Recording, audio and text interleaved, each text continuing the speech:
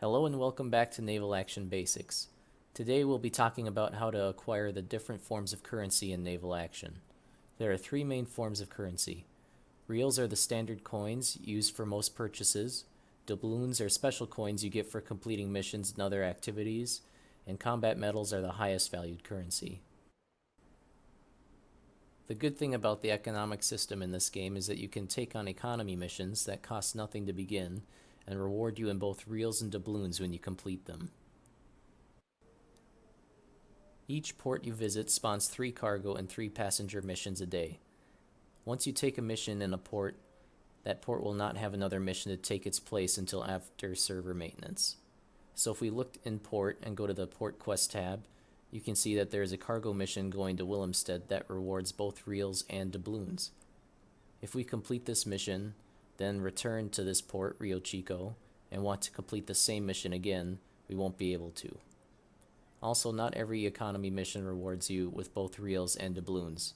About 1/3 of the missions in every given port will do this, while the rest will only reward you in reals. Combat medals will not be covered in depth in this video, but they can be found on dead enemies by completing certain combat missions and by completing the PvP patrol zones that spawn at different locations on the map each day. Essentially, any ships you sink in this area, either AI or players, will count towards the total damage needed to claim the combat medals. So as you can see, today's patrol zone is located just outside Shroud K. If you do 5,000 points of damage, you get 3 combat medals, with the most medals you can possibly receive being 48 with 500,000 damage.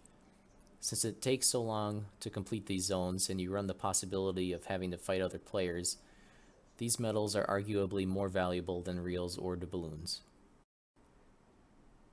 So let's talk about cargo missions and passenger missions. Each cargo mission will give you a crate that you need to deliver to the given port that weighs 800 units. In a similar way, each passenger mission gives you a passenger you must deliver to the given port, but the passenger only weighs 1 unit. This is important so that you know how many missions of each type you can take on your trading vessel. There are currently 6 different types of trading ships in the game.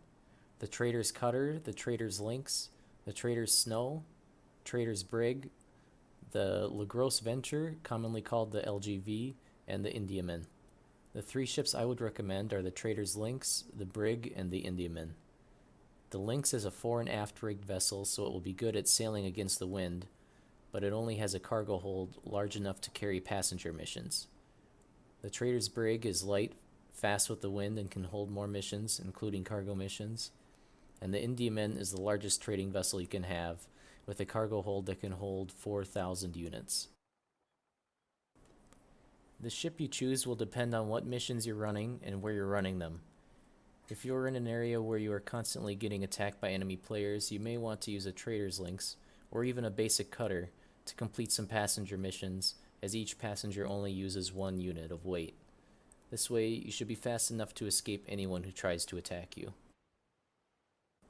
If you're in a relatively safe area and there are a lot of ports with missions you want to take advantage of, you'll probably want to use the Trader's Brig or the Indiaman. You won't be able to escape upwind as easily like when you're in a Trader's Lynx, but you can hold more cargo and you'll be able to carry more guns. This brings me to another point. Always put guns on your trading ships. Even if you're sailing in an area that doesn't have much enemy activity, there's always a risk that you'll be attacked, as this is a PvP game. Trust me, the one time you decide to sail your big Indiaman with 500,000 reals worth of cargo in it, and no cannons, that's the time you'll be attacked and sunk by another player. It just isn't worth it in my opinion. Let's pause for a moment to talk about perks. On the top right of your port interface, you'll see the perks menu. Resetting your perks may be a personal preference, and it may depend on how much trading you're planning on doing. If you're just going to be making 2 quick deliveries, then maybe you won't feel the need to change your perks. If you're going to be trading for 5 hours straight, that may be a different matter. I'll give you some suggestions in case you want to change your perks. So first off, you need to be in a national port so you can go to the Admiralty store. Buy a perk reset permit for 200 doubloons. Now you can reset your perks via the interface on the top right. So let's look at what you may want. You automatically can have 1 ship in your fleet, but if you want more, you'll need to invest into those. Let's assume that you want to have 2 ships in your fleet, so you're going to want to choose the Fleet 1 perk. You'll also want the hold optimization perk because it increases your hold capacity by 20%. Prepared is also a big one because seconds can matter when you're being attacked in a trade ship and you want to start the battle with your guns loaded. Determined Defender is also a must-have because an enemy player will need to have more crew than you in order to board you. So if a player in a privateer attacks you when you're sailing in an Indiaman, they'll need to kill over 300 of your crew before they can board you.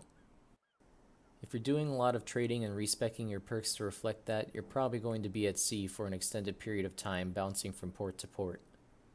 This is a personal preference, but for your final perk, I would throw the Fisher perk on there.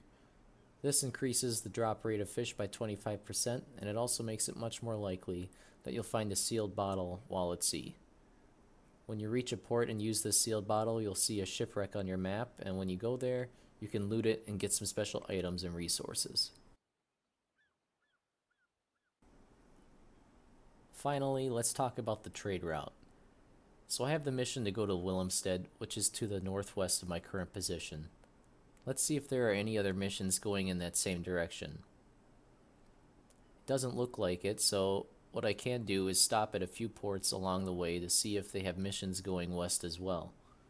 The best way to take advantage of this is to time your missions with the wind direction. I'll go to a different port to demonstrate this.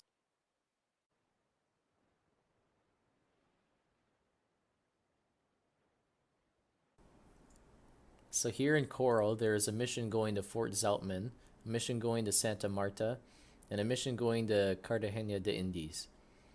All 3 of those ports make a path going north, then west and south.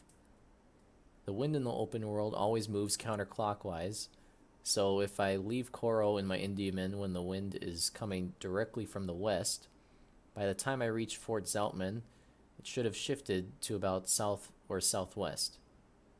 This means I can keep sailing west and keep my ship sailing at its optimal speed the entire time.